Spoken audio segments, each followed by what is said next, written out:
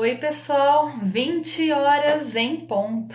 Meu nome é Natália Laranjeira, para quem não me conhece, eu sou maestrina da Associação Camerata Filarmônica de Indaiatuba.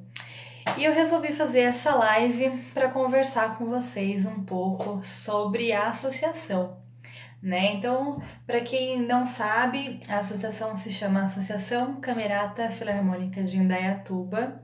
Ela teve origem em 2013 e desde lá a gente não interrompeu as atividades, né? Pelo contrário, as atividades elas acabaram se multiplicando e contar um pouco para vocês como é que surgiu tudo isso.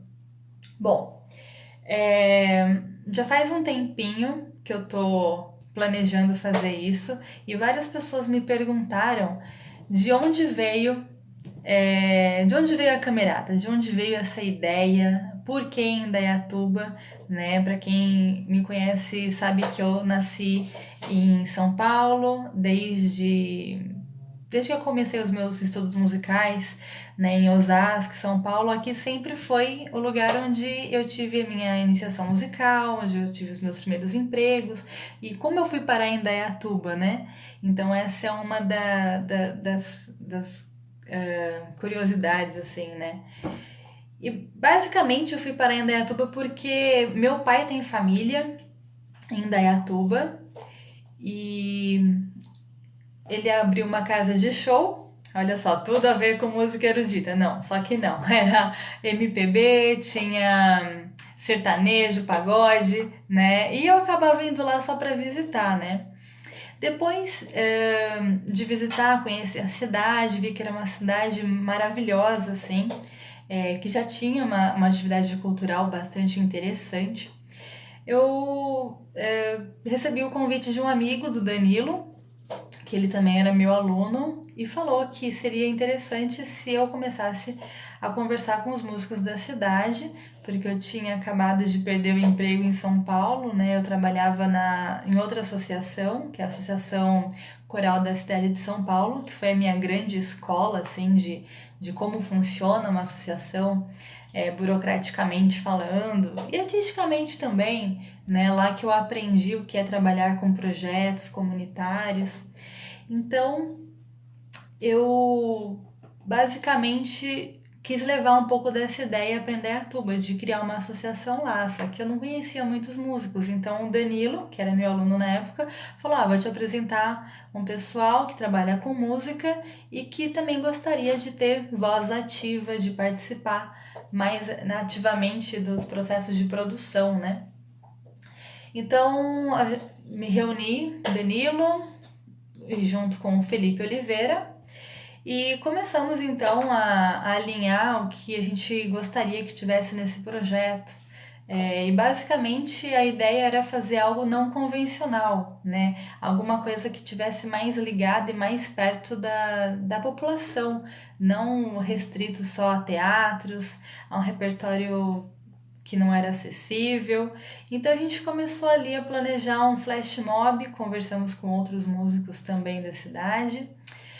A Cláudia, quem mais? O Ricardo, o Edward. Tinha uma turma bem legal, assim. A gente conseguiu juntar aí umas 12 pessoas mais ou menos comprometidas com a ideia. E basicamente a orquestra era uma orquestra de cordas. E essa orquestra, o principal intuito era proporcionar momentos assim que cada um deles pudesse estar à frente da orquestra solando. Então, todo o concerto que tinha, eles se revezavam indo à frente, tocando um solo. E para ele ter o direito de solar, ele tinha que tocar tutti nas outras músicas para os outros poderem solar. Então, ela surgiu de uma forma bem democrática, assim, né?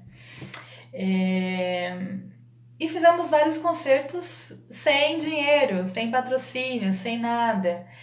Basicamente o que eu fazia era escrever um projeto, um orçamento, dizendo: olha, a gente precisa de lanche, precisamos de transporte E eu, junto com o pessoal, e até o meu pai eu colocava no meio dessa situação toda, a gente ia bater de porta em porta no comércio da cidade, dizendo, por favor, olha aqui o nosso projeto, somos músicos formados, e a gente gostaria de fazer um concerto na cidade, oferecer tudo isso gratuitamente, só que tudo isso tem custo, né? Então eu ia lá bater de porta em porta e as pessoas me recebiam meio assim desconfiadas, tipo assim, nossa, alguém vendendo um concerto de música clássica, coisa mais estranha, né? Deixa eu falar aqui. Denis, oi, obrigada. E a Lari, olha só, a Lari assistindo minha live. Sejam bem-vindos à minha live. Bom,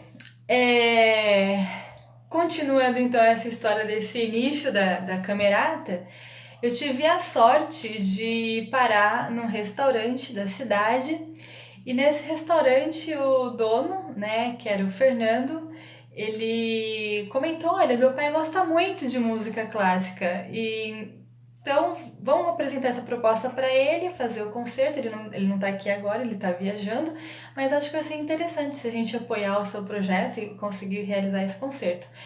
Então deu certo, a gente foi lá para a igreja da Candelária, com os músicos, a gente fez um concerto muito bonito, assim, eu nunca vou me esquecer, o repertório era o Magnificat do Vivaldi, se eu não me engano esse já era o segundo concerto que a gente estava fazendo. E o doutor Irapuã viu a gente tocando e viu que com o dinheiro assim mínimo que ele tinha dado pra gente, a gente tinha colocado mais de 40 pessoas fazendo música, desde orquestra e coro, porque na época eu também tinha um coro no Céu Jaguaré, que fica em São Paulo, divisa de São Paulo com Osasco. E eu tinha um coro basicamente que era feminino, assim, de vozes femininas. E o Magnificat, para quem não conhece, é uma obra para coro misto e solistas. E eu fui à caça de homens cantores. Como é difícil, gente. Por favor, cantem em coro, homens. E mandei um e-mail desesperado, né, para minha rede de contatos e o Padre Batatinha respondeu, dizendo que ele pertencia a um seminário lá em Itapecerica da Serra e que ele tinha um coro masculino à disposição. Né? Nenhum lugar melhor para procurar homens cantores do que num seminário, certo? Então eu fui pra lá e a gente juntou os coros e ainda levei todo esse pessoal lá pra igreja, né, para esse concerto em Indaiatuba. Foi muito legal.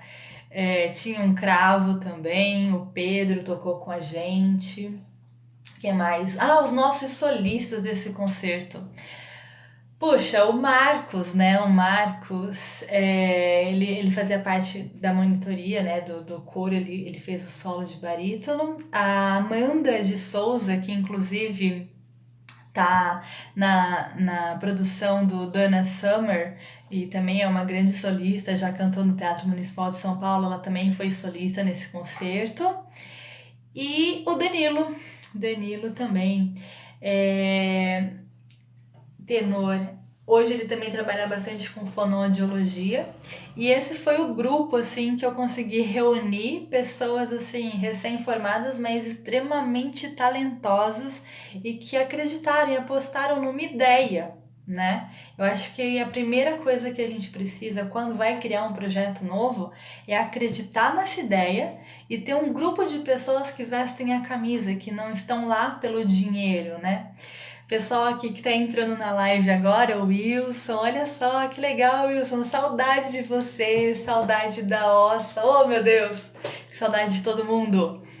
E o Rodinei, meu pai, esse aqui com certeza é a pessoa que mais me ajuda e sem ele nada disso seria possível, porque para fazer esses concertos a gente precisava divulgar, certo?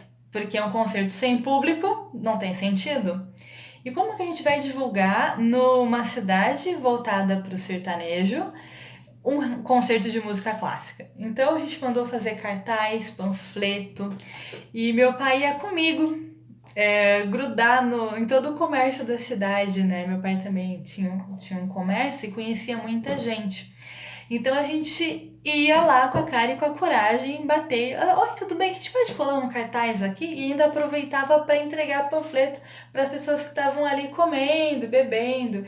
E a gente fazia isso durante o dia e durante a madrugada, porque o comércio dos meus pais era uma balada. Então eu já aproveitava que ia divulgar a balada e já divulgava o concerto junto.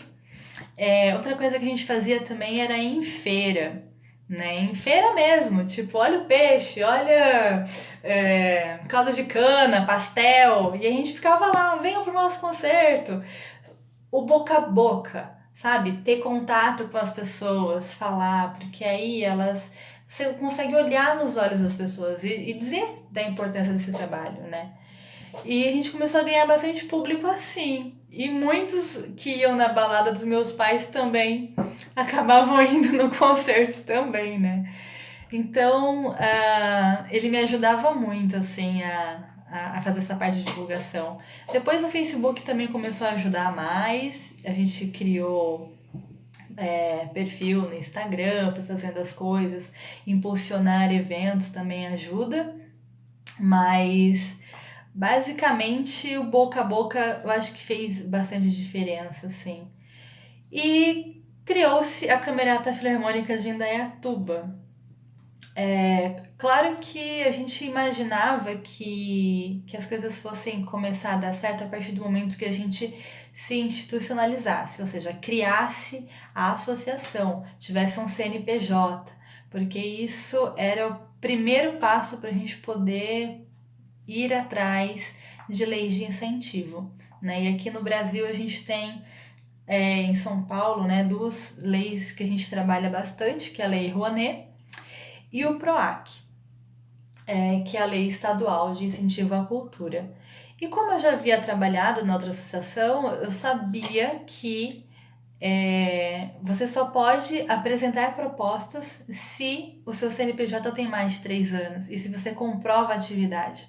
Então, basicamente, o que eu fiz nos 3 primeiros anos de associação foi criar um histórico, criar um portfólio. Por isso que é muito importante você acreditar e ter pessoas envolvidas e comprometidas e que não estão ali pelo dinheiro, porque a gente precisou fazer muito concerto abrindo mão do cachê ou ganhando um cachê ridículo, né? E às vezes até passando por humilhação mesmo, de vender o nosso concerto, o nosso trabalho por um valor assim inexpressivo, que muitas vezes a gente também abria mão para poder entrar para o caixa da associação. E a gente fez isso, foi criando esses concertos, foi mobilizando pessoas, foi envolvendo os familiares, foi envolvendo as namoradas da época, foi envolvendo os maridos da época, né? Porque a gente também entendia que se você tá num serviço voluntário, você chega em casa e ainda é cobrado pela pessoa que tá ali, que era pra te dar apoio, dentro, nossa, mas você vai lá na camerata de novo, perder dinheiro, gastar o seu tempo. Então, uma das estratégias era sempre envolver todas as pessoas, todos os familiares, para que eles vissem o quanto que a gente estava ralando, o quanto que a gente estava apostando no nosso projeto. E doassem a sua energia e o seu tempo para a gente também. Então, a gente colocava mãe, pai dos alunos, no caso dos alunos não, mas dos músicos, para entregar panfleto, entregar programa de concerto. E tudo isso foi acontecendo, né? Olha só, o Guilherme entrou. Gui, super talentoso. Para quem não conhece o Guilherme, ó, lá vou eu fazendo propaganda. Quando ele entrou no projeto, ele era desse tamanho, agora tá desse tamanho. E tocando tudo. Ano passado ganhou um prêmio de composição, fiquei super orgulhosa. E tá com quantos anos, o Gui? 13? 14? Ele começou pequenininho e já tá aí, compondo, gente. Compondo e tocando violino super bem. E a GCL, que eu disse que a presença dela era obrigatória, olha só, tá aqui, já coloquei na minha listinha de pessoas obrigatórias que estão aqui assistindo a live. Gente, se vocês tiverem perguntas desse começo aí da associação, pode mandar. As pessoas me perguntaram Se eu já tive medo. Ah, o Gui tem 14. Aí, Gui. Meu Deus, 14 já, gente. O que tá acontecendo com essas crianças que estão crescendo rápido demais? Oi, Rafa! Nossa, gente, o Rafa.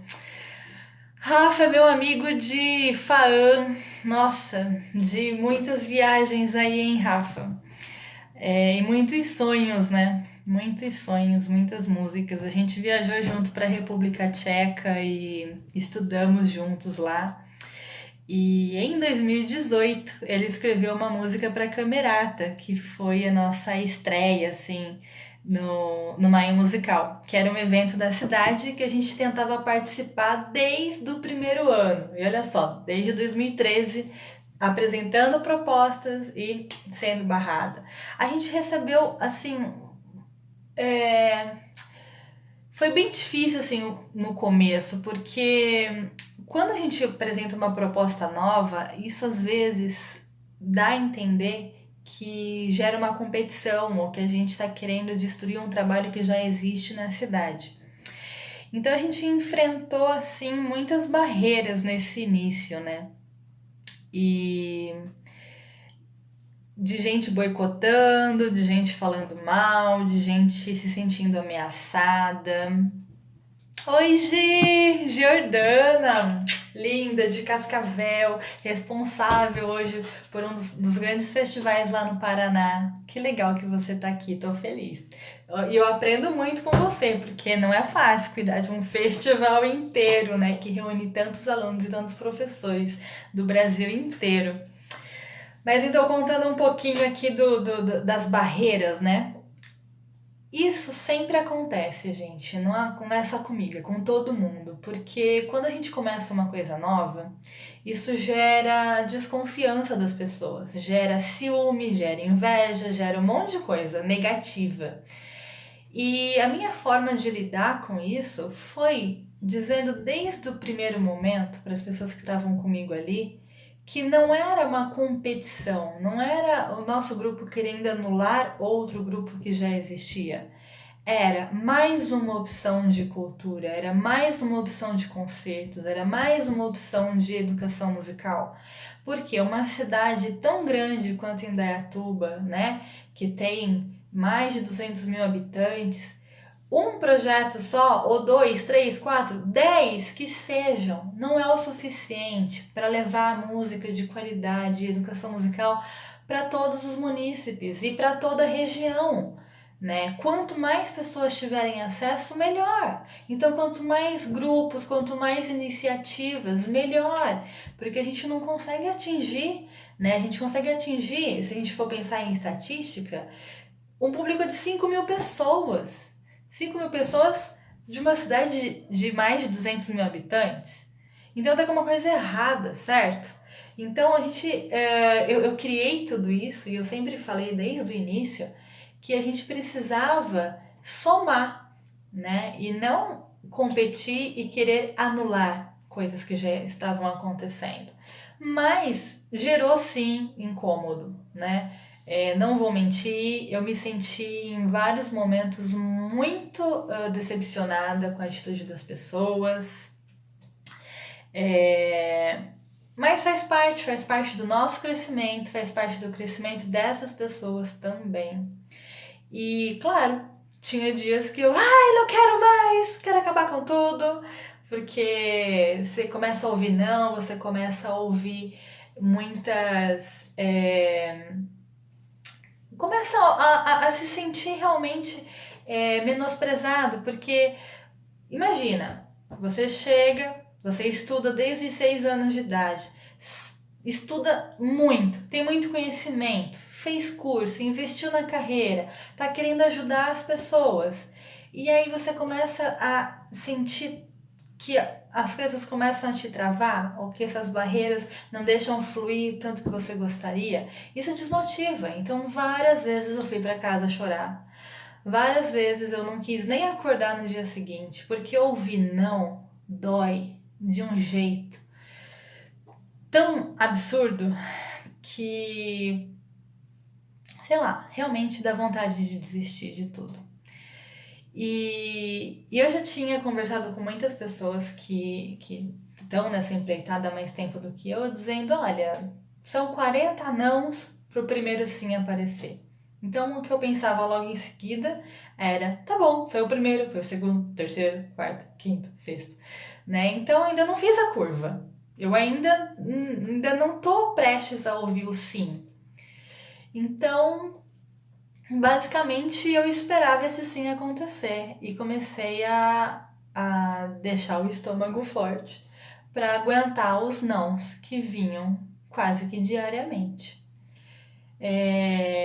Sem falar nos projetos, né, que a gente escreve e manda para empresa, manda para gestores de cultura, e aí, não tem dinheiro agora. Não, mas isso não é interessante.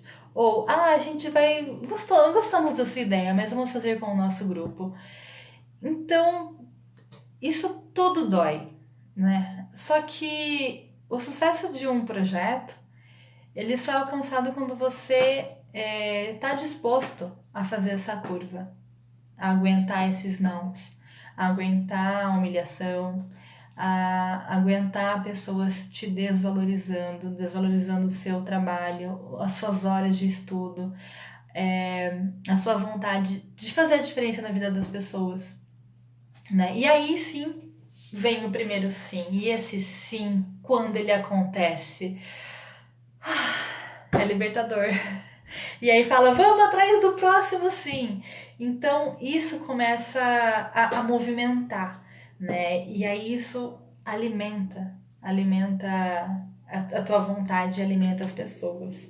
Eu vi que entrou mais algumas pessoas aqui, deixa eu falar aí pra vocês. Rodrigo, Bianca, Lourdes, Kleber, sejam bem-vindos.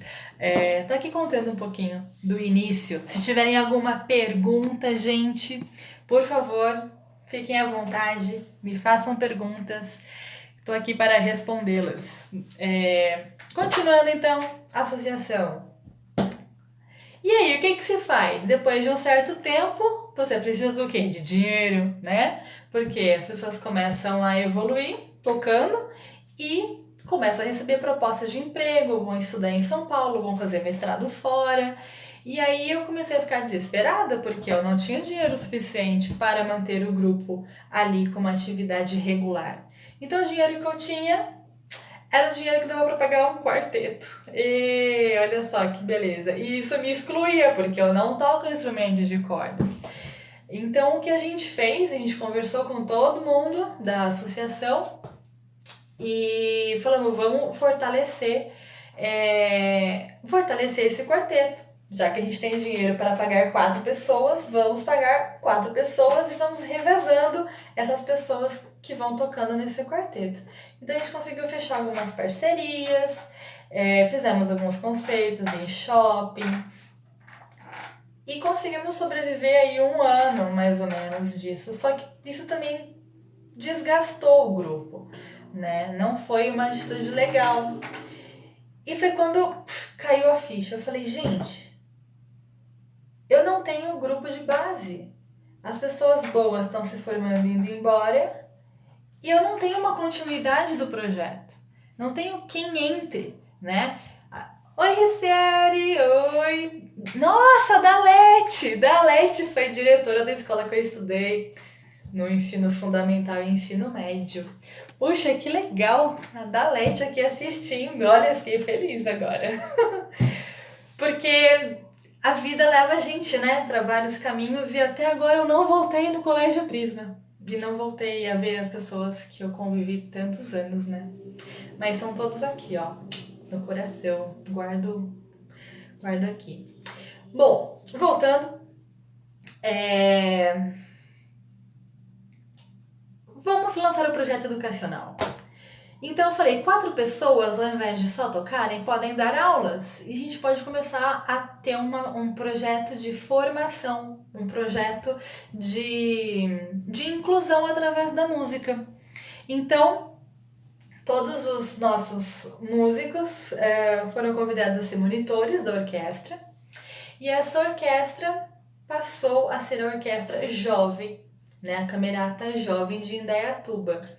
E essa orquestra abriu audições onde o único pré-requisito era ter um instrumento próprio e ter uma certa experiência tocando, pelo menos saber tocar a primeira posição no instrumento. E foi assim que começou.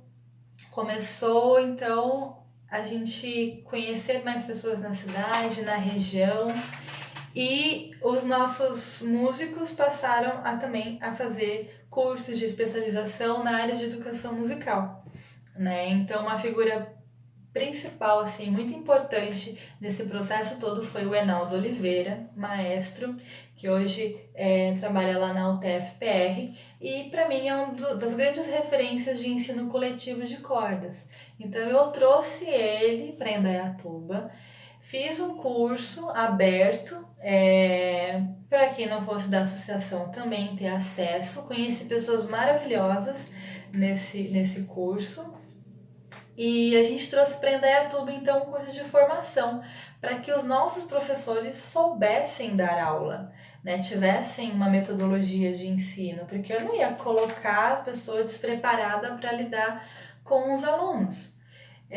Então, a gente fez esse trabalho de capacitação e uma coisa que eu tenho muito orgulho de dizer é que isso foi aberto para todos que quiseram. Claro que tinha que pagar uma inscrição, né? Porque tudo tem custo. E recebemos pessoas de fora de Indaiatuba também, que fizeram esse curso junto com a gente. E aí sim eu me senti preparada e continuo preparado para a gente começar a lançar, né, o projeto educacional. Então a gente fez o primeiro concerto de inauguração em 2016? Será? Tudo isso já? Nossa, 2016, é isso mesmo. E em parceria com o pessoal lá de Itu, uma outra associação em Itu, e fizemos o concerto em Indaiatuba e em Itu para arrecadar fundos para ambas as associações.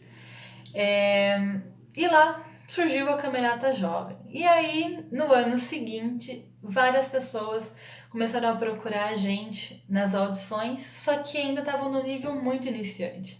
E sabe como é, né? Coração de mãe. A gente não consegue dizer não para as pessoas. E na época, eu sugeri que a gente tivesse um grupo iniciante. Né? E os professores da época também falaram, não, vamos fazer esse grupo da Camerata Aprendiz pelo menos 1 hora antes pra gente dar algumas aulas de técnica e tal.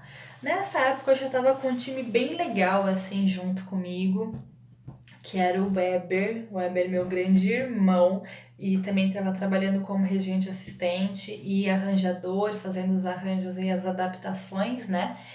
Para quem não conhece, o Weber Marelli é um grande saxofonista e é uma das pessoas assim que tem o coração mais bondoso assim que eu já conheci, porque ele me aconselhou muito nesse processo assim de eu assumir e estar mais à frente, né, das atividades. Bom, deixa eu ver aqui, Jordana. Não sei se você já falou, mas quantos músicos você tem hoje e quanto tempo de vida tem a orquestra? Então vamos lá, a orquestra profissional tem 6 anos de vida. É o grupo profissional. A gente trabalha em média entre 12 e 16 integrantes. Só que a gente só faz concerto quando a gente tem recurso. Né? Então, como todos os ensaios, todos os concertos são pagos, eu preciso ter orçamento para isso. Então, se a gente tem um projeto, a gente reúne essa turma. Todos os chefes de naipe dessa orquestra trabalham com a gente regularmente na orquestra, que é a Camerata Jovem e na Camerata Aprendiz. Essas pessoas são contratadas fixas para dar aulas e tocar na Orquestra Jovem e na Aprendiz.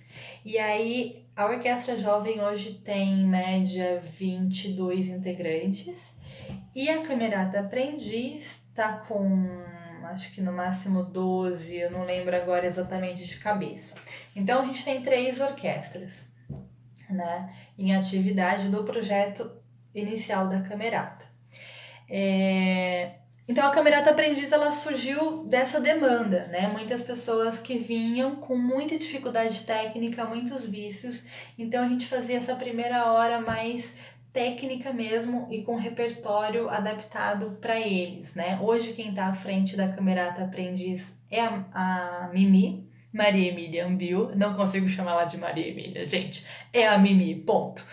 E a Sabrina Passarelli, que também me auxilia nas outras orquestras. As duas são nas duas orquestras. A Cláudia Caroline também trabalha como monitora e o Rafa Gavioli, que tá na Itália. Gente, por favor, orem pelo Rafa para que ele fique com a saúde ali. Porque desde dezembro que esse rapazinho está lá em Pisa e ainda não voltou. A gente está acompanhando aí direto as notícias, né? E ele é o nosso monitor de viola e que também faz trabalho com a gente, mas desde dezembro que ele tá lá e estamos aqui em orações para que tudo se resolva lá. Quem mais que faz parte dessa turma? Ah, e aí o Weber também estava fazendo parte dessa turma até o ano passado.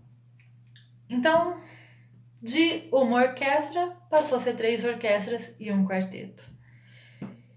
Que mais? Quem tem então atividade regular é a aprendiz e a jovem. A camerata profissional, como eu disse já para vocês, ela se reúne e faz os ensaios quando a gente tem orçamento. Mais ou menos a gente tem de 4 concertos por ano, aproximadamente. Não é ainda o ideal que eu gostaria, mas é um começo, não é mesmo?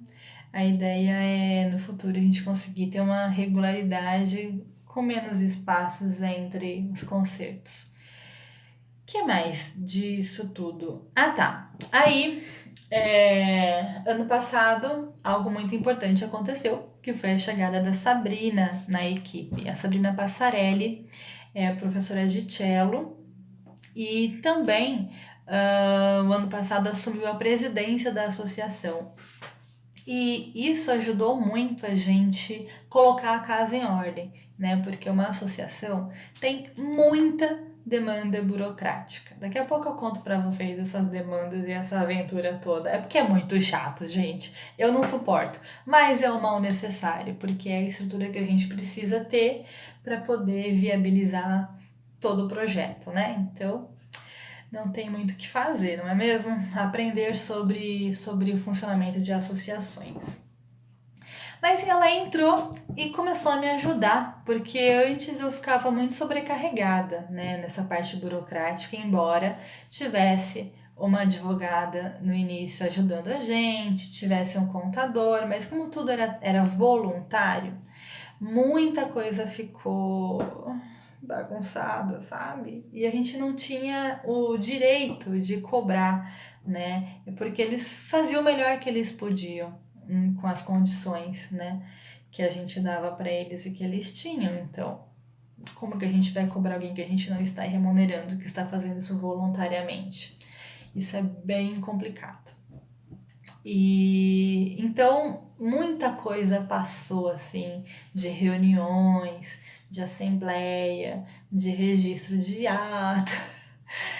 Ai, isso é um caos. É um mal necessário. E eu ficava muito sobrecarregada. Aí o Rodinei começou a me ajudar também a mapear tudo que precisava.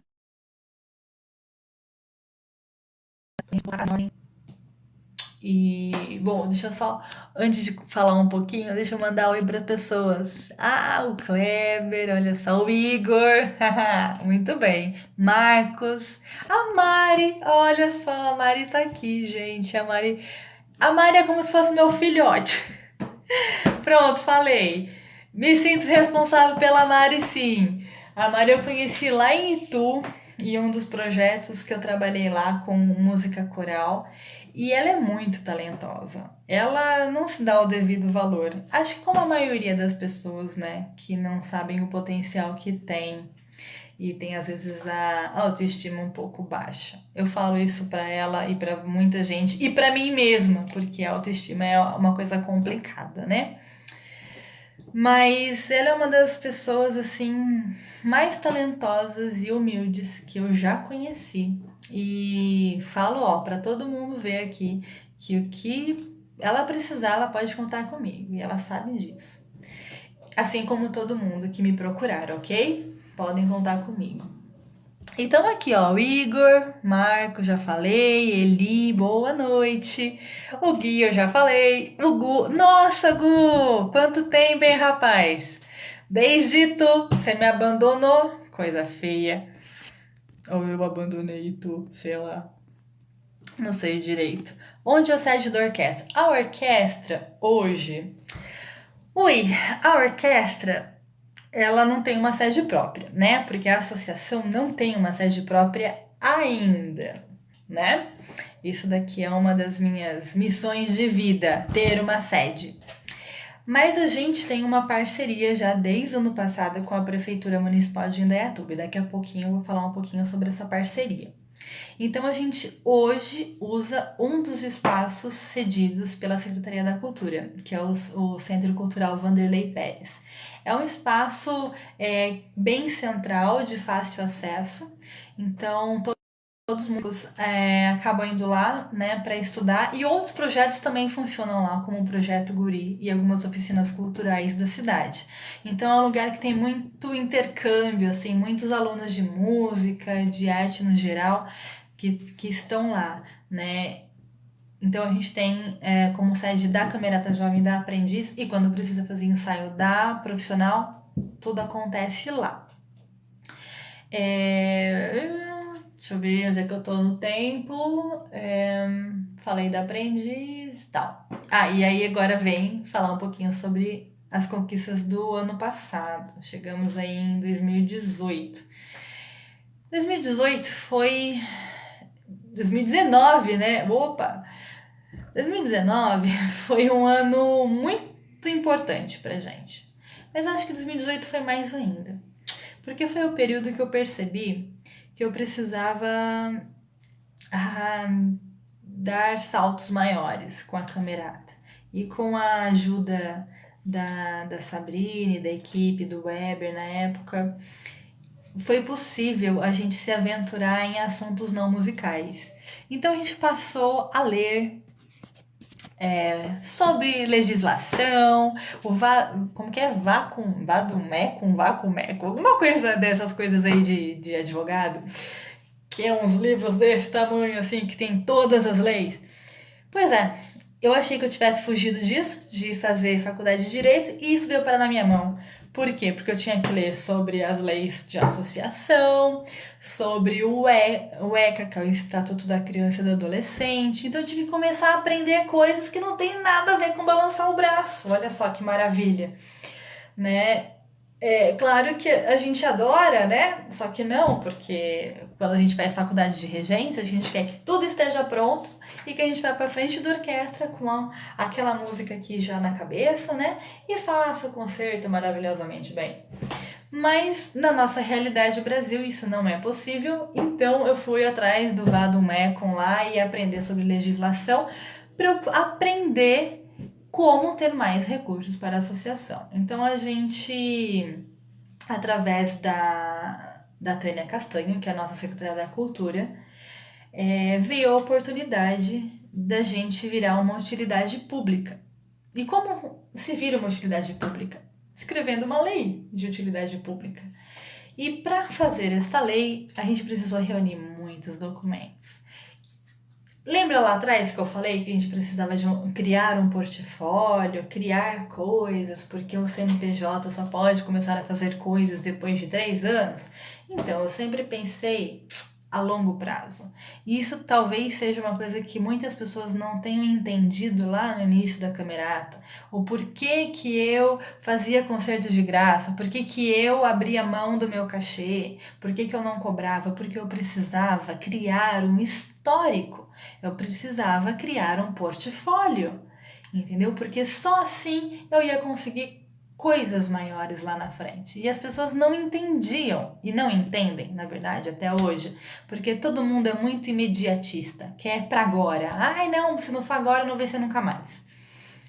Então, eu fui criando esse histórico e aí chegou a hora de usar esse histórico. Então eu tive que fazer, junto com a turma lá, relatório de atividades, comprovar através de matérias, de jornal, tudo o que tinha acontecido nesses anos de associação.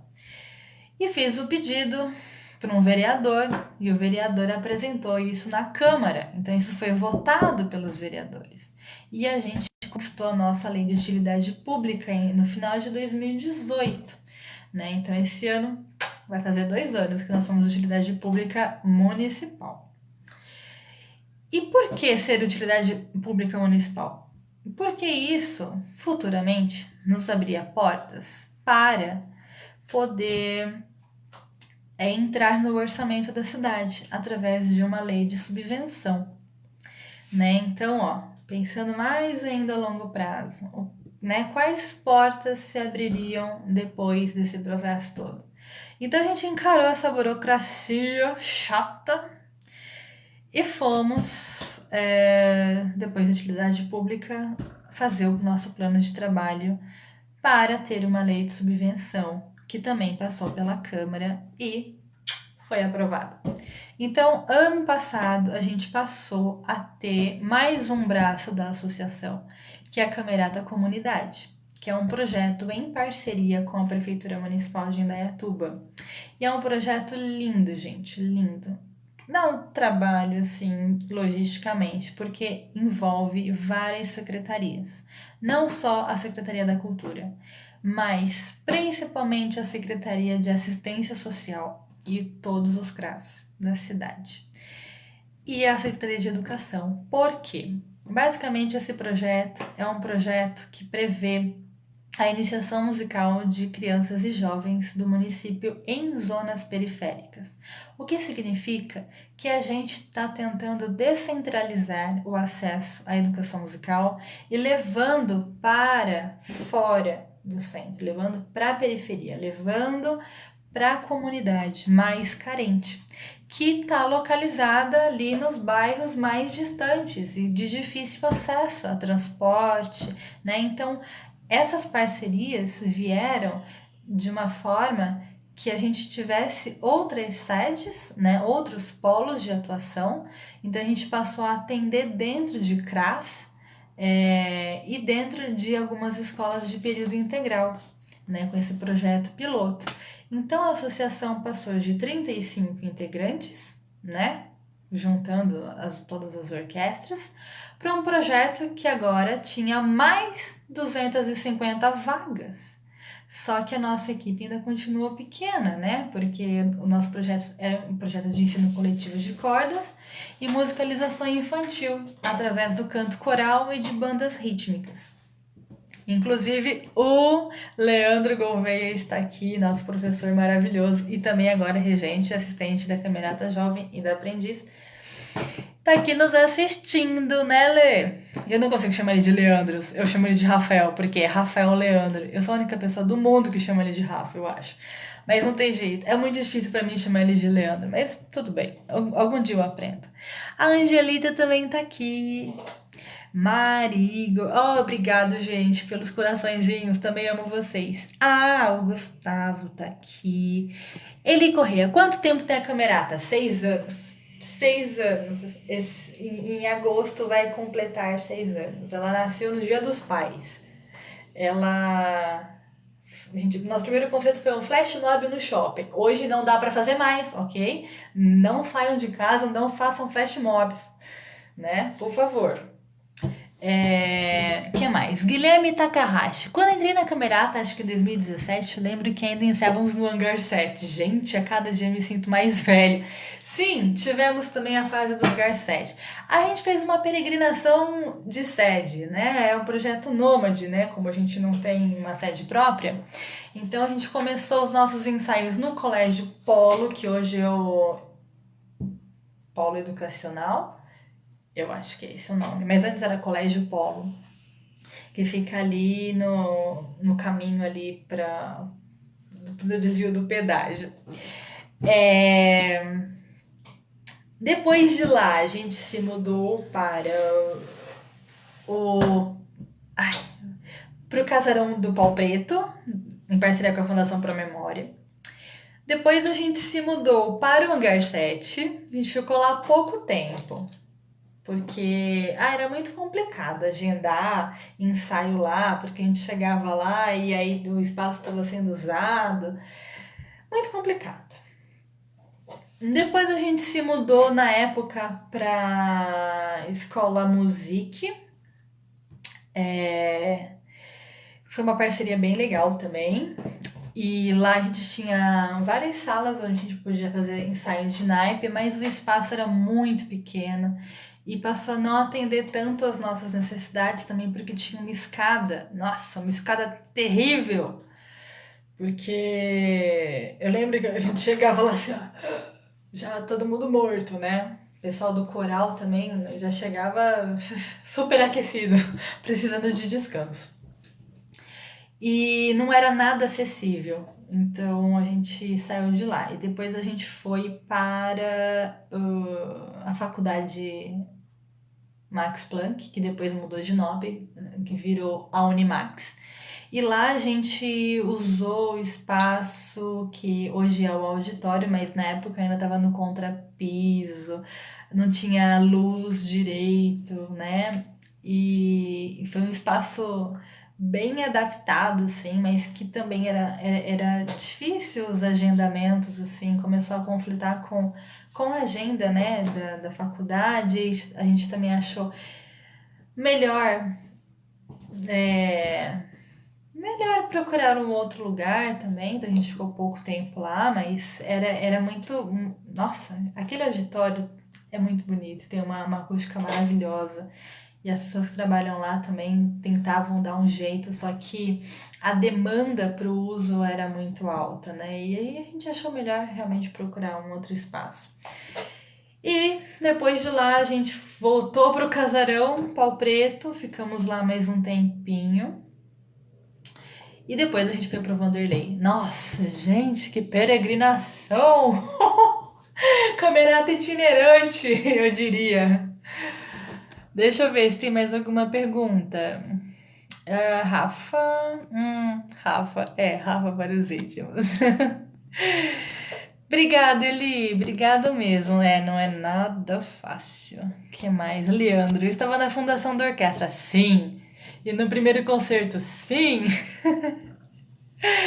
Detalhe, no dia da fundação da associação, porque a associação nasceu depois do primeiro concerto, certo? O primeiro concerto foi dia 13 de agosto de 2013 e a associação foi instituída no dia 4 de maio de 2014. O que significa que eu estava muito grávida, gente, nesse concerto de fundação da associação. Foi bem interessante, assim, bem interessante mesmo.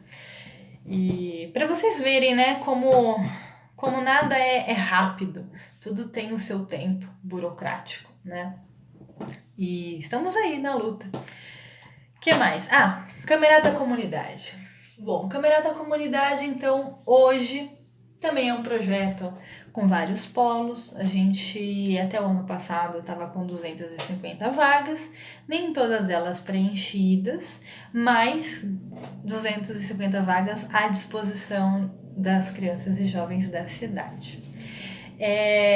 A gente conseguiu fazer um trabalho muito bonito, sabe? Eu fiquei muito feliz com o resultado dos concertos do final do ano passado, inclusive dos concertos do quarteto, que a gente, para fazer a divulgação do projeto, a gente foi visitar várias escolas e realmente conhecer os alunos, mostrar os instrumentos para eles, mostrar como que é o repertório que a gente faz, né? Que é um repertório bem acessível, assim, né? E o que aconteceu é que as crianças ficavam encantadas e participavam. Era até difícil de controlar, assim, tanta energia, né? Vinda daquela turminha.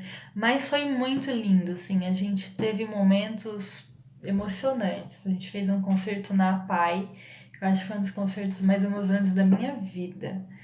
E teve também um momento numa escola municipal que tinham várias crianças com deficiência auditiva. E eu falei, puxa, eu preciso criar um jeito delas participarem disso, porque a gente está aqui fazendo um som, então a maioria está toda ali envolvida e eles não estão envolvidos. Então eu sugeri para a professora para que a gente pegasse todas as crianças e levassem para o meio da orquestra para elas abraçarem os instrumentos, para elas sentissem pelo menos a vibração, para que elas se sentissem parte disso também. Eu sei que eu não conseguia controlar as lágrimas, assim, porque eu acho que os professores também estavam tocando, ficaram bastante emocionados. Os professores da escola também ficaram muito tocados com tudo aquilo que aconteceu, porque a reação daquelas crianças era tão forte, sabe? Elas estavam sentindo o som, porque o som é vibração, né?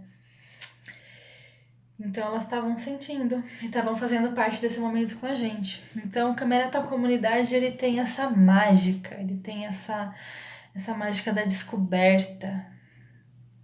E eu acho que até o Rafa pode contar até mais ainda histórias pra gente lá no polo que ele atende, que são 2 polos, lá no Jardim Corolla e lá no Campo Bonito, que são crianças que não têm muitas oportunidades, né? E ali estavam envolvidas, tendo uma atenção, um acolhimento, um respeito, e os pais ali também participando. Então é muito emocionante poder fazer a diferença na vida dessas pessoas. A Sabrina também teve mais à frente das orquestras comunitárias, né, lá no Silvio Sanazaro, que é um colégio, uma escola da rede municipal. E também era muito mágico quando você via as crianças fazendo um som, tocando junto, sabe? E elas se sentiam empoderadas, se sentiam capazes, se sentiam, nossa, eu que fiz, olha só. E na apresentação, os pais assistindo, isso que era mais incrível, porque era um modo de restaurar vínculos, né? E era uma forma daquela criança se sentir amada e se sentir admirada pelos pais. Imagina que muitas delas não tem tanta demonstração de afeto dos pais quanto gostariam, ou tem vários traumas de rejeição, e ali naquele momento que ela era o centro das atenções na apresentação e o familiar estava ali, as coisas mudam dentro. Então o projeto Camerata Comunidade, ele tem um impacto enorme nas pessoas, nas crianças, nas famílias, e eu acho que é sem dúvida uma das coisas mais incríveis que a gente está construindo como associação, é esse projeto. Porque é um projeto que impacta a vida de muita gente. E o mais incrível é que a gente faz tudo isso com o mínimo de recursos, sabe? A prefeitura, claro, gostaria de ajudar muito mais financeiramente. A gente gostaria muito mais de ter apoio das empresas da cidade e que elas fizessem doações pra gente através, né, de impostos de renda ou de ICMS. Mas eles não conseguem sentir, enxergar o impacto dessas coisas, né? Porque eles estão ali numa mesa de escritório com um monte de papel, pensando no lucro da empresa e tal. É muito difícil fazer essas pessoas sentirem essas coisas que elas, com o pouco que elas contribuem, o tanto de impacto que isso vai gerar na vida das pessoas. Mas a gente não pode perder as esperanças, sabe? Por isso que nesse momento de crise, eu quis usar um pouco dessa plataforma digital para a gente poder conscientizar mais pessoas, poder levar essa possibilidade de mais pessoas impactarem a vida das outras, né? Ainda mais em tempos difíceis que a gente está prestes a viver, que a gente seja mais humano, né? Que a gente pense mais no próximo, que a gente se doe mais, né? E isso a Camerata Comunidade já começou a fazer através da música e que a gente consiga fazer através de outras áreas também, né? É... Deixa eu ver se tem mais alguma perguntinha. Ah, vamos lá. E esta camerata só tem cordas? Então, essa camerata só tinha cordas. Agora ela tem cordas e flauta, flauta transversal. Desde o ano passado a gente passou a ter também um naipe de flautas, né? Que ele era liderado pelo Weber e a gente manteve esse naipe de flautas. Então, o repertório que a gente toca hoje com a camerata jovem e aprendiz é pensando também em ter partes para as flautas.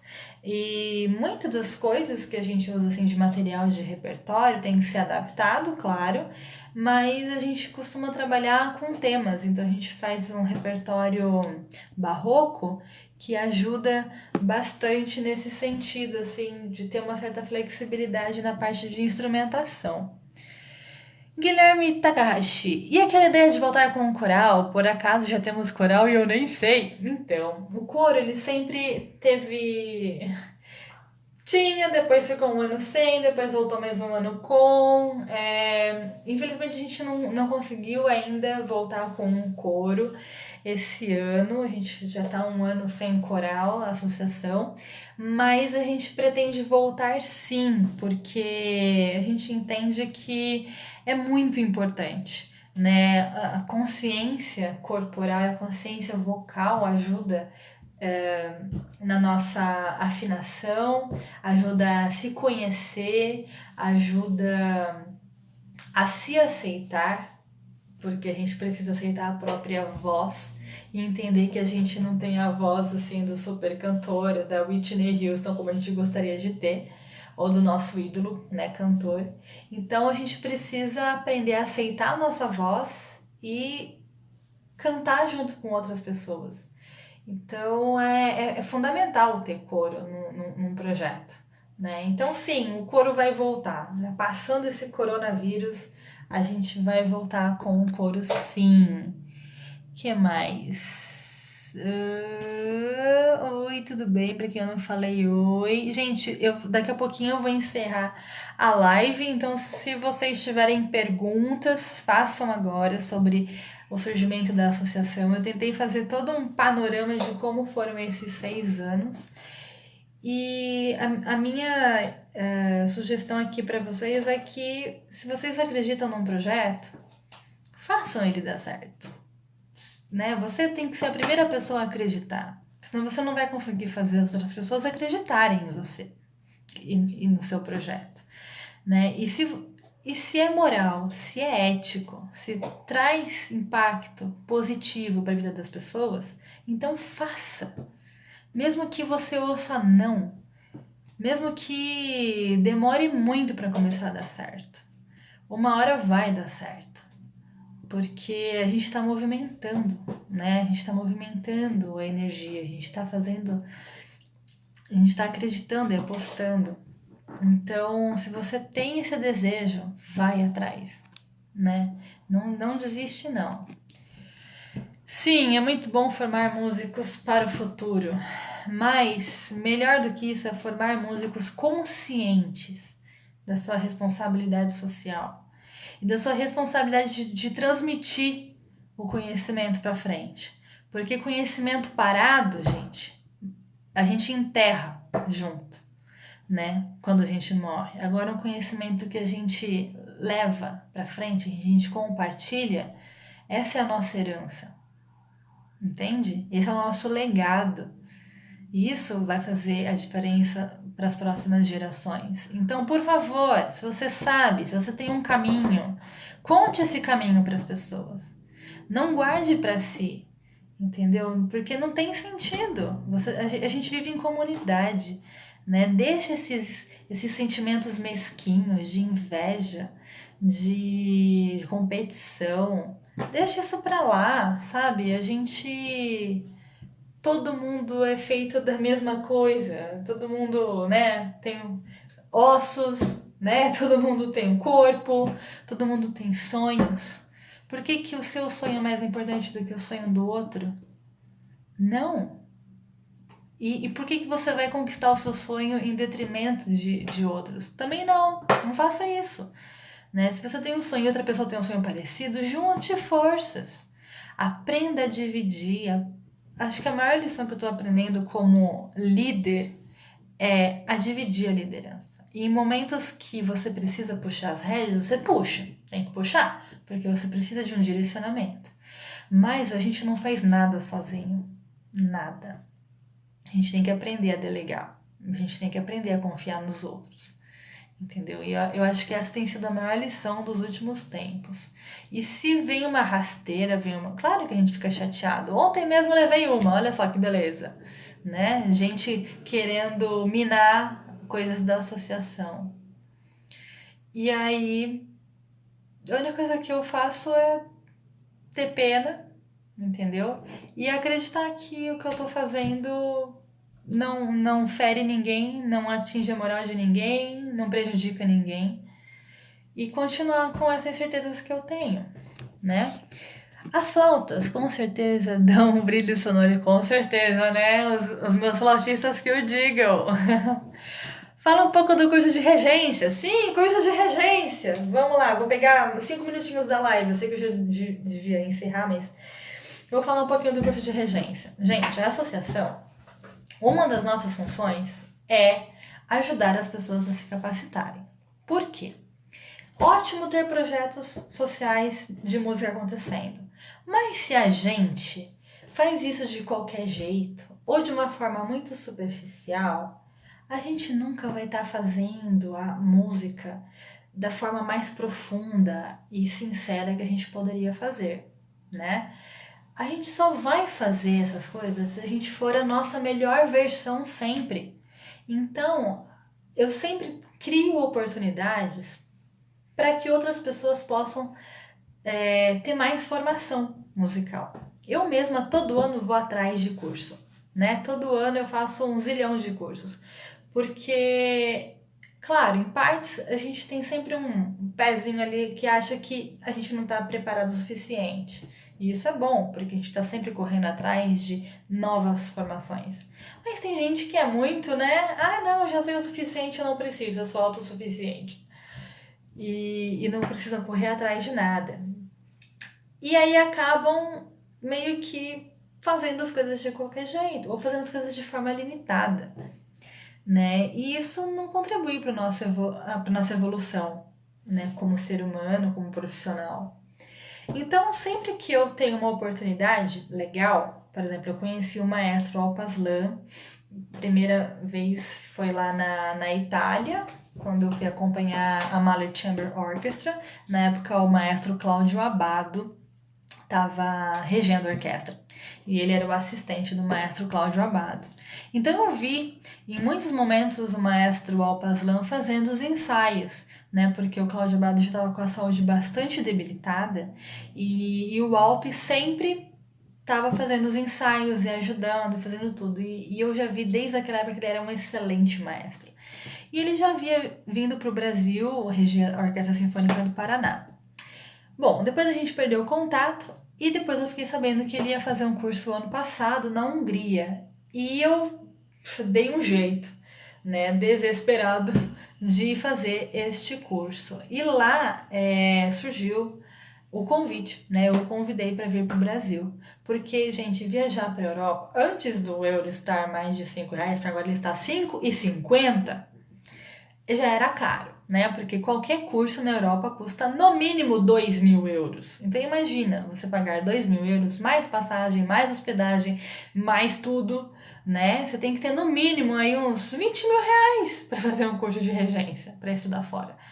Então eu falei, por que não viabilizar trazendo mais para o Brasil e conseguir trazer isso a um valor muito mais acessível? Claro que eu não posso fazer isso de graça. Por quê? Porque tem custo, gente. Músico precisa comer, né? Músico precisa receber. São horas e horas estudando. E tem passagem para trazer ele. Então, basicamente, o valor da inscrição é para cobrir os gastos da vinda dele. Então, e ele topou, ele falou, sim, vou fazer esse curso sim.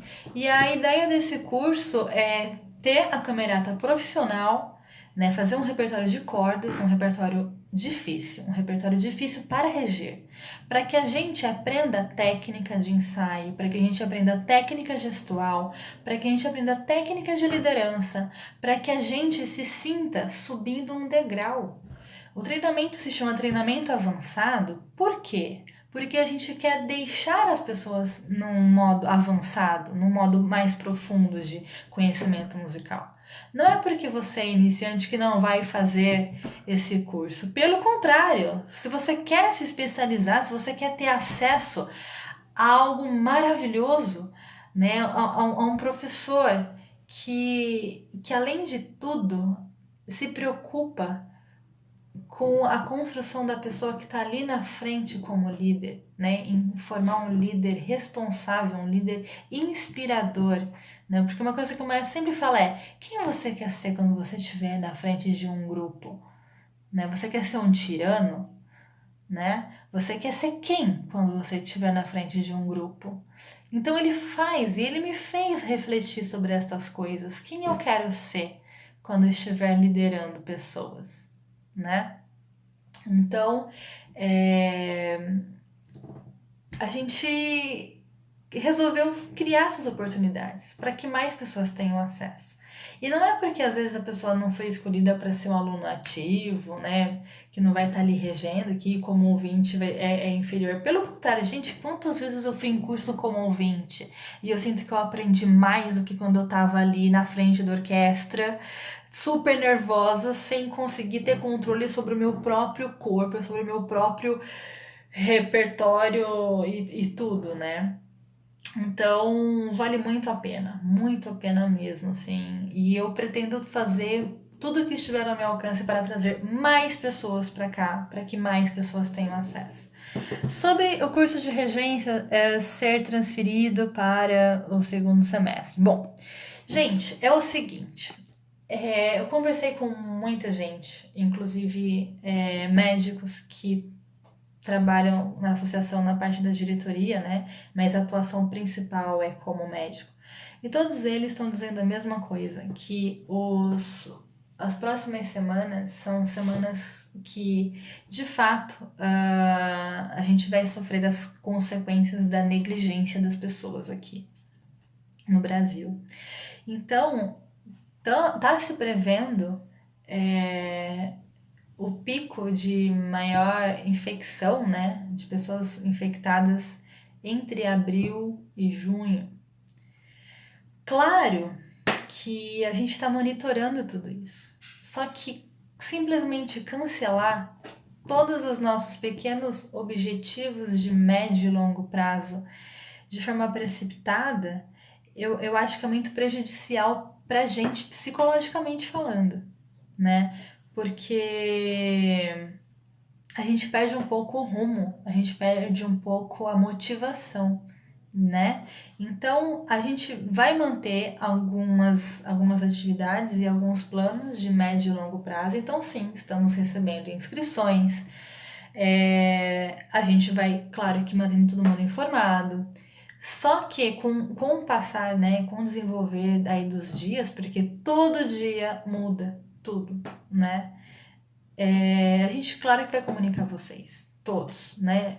Fez inscrição, vai ser cancelado, devolvemos o dinheiro. Fez inscrição, vai ser adiado, a sua inscrição está garantida. A gente vai rever prazos, vai rever todo o processo de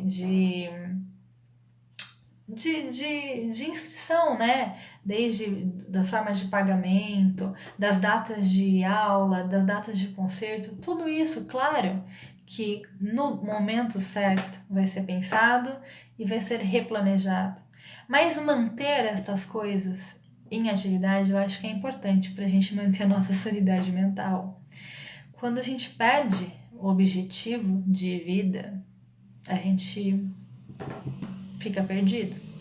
Então, por favor, conselho, continuem fazendo pequenos planos, né? Porque a gente só consegue caminhar, infelizmente, quando a gente tem ali uma luz para guiar a gente. E a gente está fazendo isso com o curso. E vamos continuar sim divulgando o curso, vamos continuar aceitando inscrições, né? Ele está mantido, a gente vai avisando, né, do decorrer.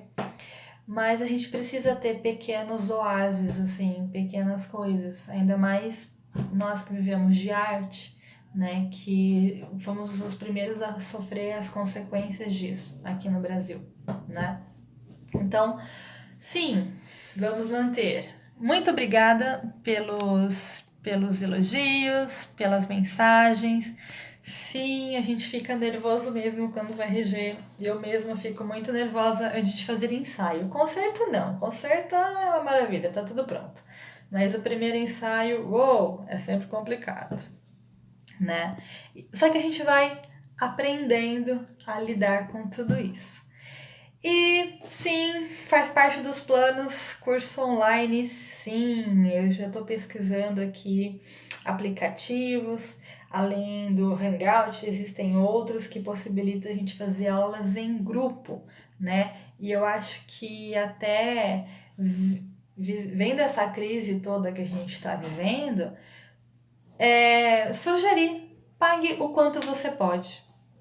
Eu acho que ao invés de eu cobrar uma mensalidade fixa ou o valor das aulas, sentir no coração assim, o que eu posso? O que, né, não vai me prejudicar minha família e que vai continuar fazendo a roda girar, né? Porque a gente precisa fazer essa roda continuar girando, principalmente, né, para todos nós que somos autônomos. Então, pague o quanto puder, né? Veja o que o seu coração e o seu bolso podem fazer. E sim, vamos marcar aulas, podem me procurar. A associação também, em breve, vai começar a produzir também conteúdo digital, falando sobre coisas de musicalização. Eu acho que é importante a gente, nesse momento, não só ficar preso a notícias ruins, né, a coisas que podem nos deixar em pânico e agravar a nossa ansiedade, não é mesmo? Mas que a gente também seja capaz de compartilhar coisas boas, de compartilhar esperança, de compartilhar amor. Eu acho que isso sim vai fazer a diferença, né? E sugestões de temas para as próximas lives e de frequência para essas próximas lives. Eu vou deixar essa live salva para quem quiser depois assistir, compartilhar, fiquem à vontade. E, poxa, eu tô muito feliz que vocês participaram, né? Teve momentos aí que tinha quase 40 pessoas assistindo, gente. Olha só, muito obrigada mesmo. Em nome da associação, em nome das pessoas que trabalham comigo, porque gente, eu não faço nada sozinha. Tem muita gente por trás de tudo isso, né? Tudo isso acontece porque tem muita gente envolvida, né? E que a gente possa envolver cada vez mais pessoas, aumentar essa corrente do bem, né? E não se deixar envaidecer pelas redes sociais, que é algo muito tentador, né? Achar que, sei lá, que é melhor ou do que as pessoas. Eu acho que todo mundo tem conhecimento, experiência, histórias que podem ajudar todo mundo, né? Então, todo mundo é importante, tá? Cada pessoa nesse planeta é importante. Então, por favor, vamos ajudar todo mundo? Vamos ajudar as pessoas, porque a gente tá prestes a viver momentos muito difíceis. Contem comigo e beijos para todos. Cuidem-se, fiquem em casa, não saiam de jeito nenhum, lavem as mãos. Por favor, comprem apenas o necessário no mercado. Ajudem as pessoas que estão nos grupos de risco, né? Se ofereçam para fazer compras, deixar em casa, sabe? Fazer entrega, não sei. Vamos aproveitar que esse vírus não atinge tanto a gente que é jovem, né? Que não tem nenhuma doença congênita, alguma coisa do tipo, né? Vamos aproveitar que a gente tá menos no grupo de risco, que a gente até pode ficar doente, mas as consequências são menos graves do que para quem tem diabetes, hipertensão, para quem tá acima dos 60. Então, vamos, né, se disponibilizar em ajudar essas pessoas, evitar contato próximo, mas ligar para um vizinho, falar: oi, você está precisando de alguma coisa? Você quer que eu vá no mercado comprar alguma coisa? Né? Se disponibiliza para fazer isso e deixa, né, próximo da porta de alguém. Ajudem, eu vi que já tem igrejas, já tem grupos, ONGs, ajudando a fazer cesta básica para entregar em projetos sociais, porque, gente, a hora que esse vírus for para as comunidades, as pessoas não têm nem água, entende? Para fazer comida, para tomar um banho. Imagina como isso não vai ser devastador para essas pessoas. Então, o que tiver ao nosso alcance, por favor, façam, tá? Eu espero contar com vocês também nas próximas lives. Fiquem com Deus e é isso aí. Beijos para todos. Tchau.